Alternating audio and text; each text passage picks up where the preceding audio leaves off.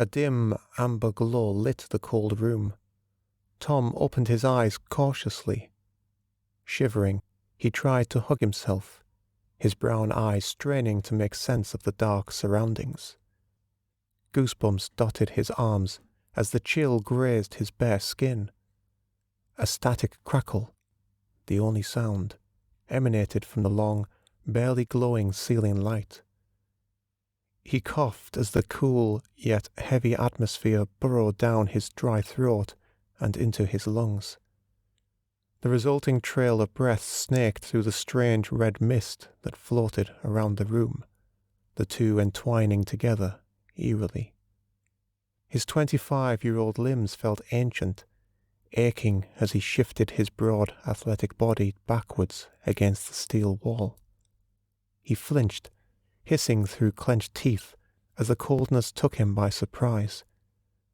He drew his knees into his chest and held them in a tight embrace.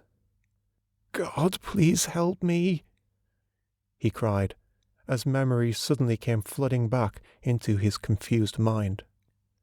He rested his elbows on top of his knees and gripped fistfuls of his dark, wavy hair.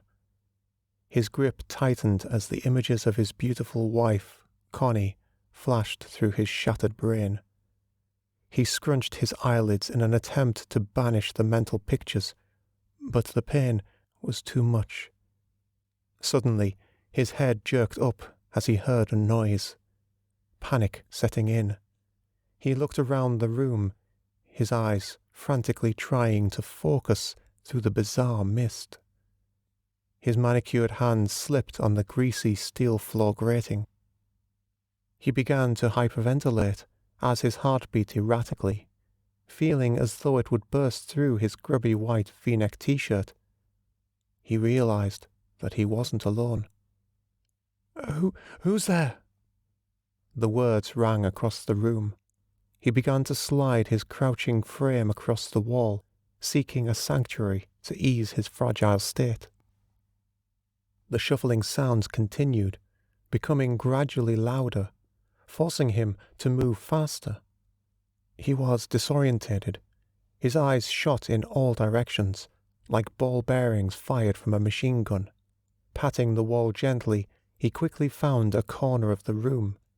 He sat and raised his bare knees back to his chest. Squinting in the weak light, he could just about make out a dark mass twisting on the floor several feet in front of him. What the hell is going on?" came a deep voice from within the haze. Tom sat, silent, wide-eyed, as his body shook with fear and cold. He tried to stem the stuttered rhythm of his breathing, watching as the dark shape morphed into a tall, shadowy figure. A cold sweat began to run down his face in thick lines, stinging his eyes into closed submission as they rode his good looks. "Hello, is anyone there?" The groggy English timber spoke again.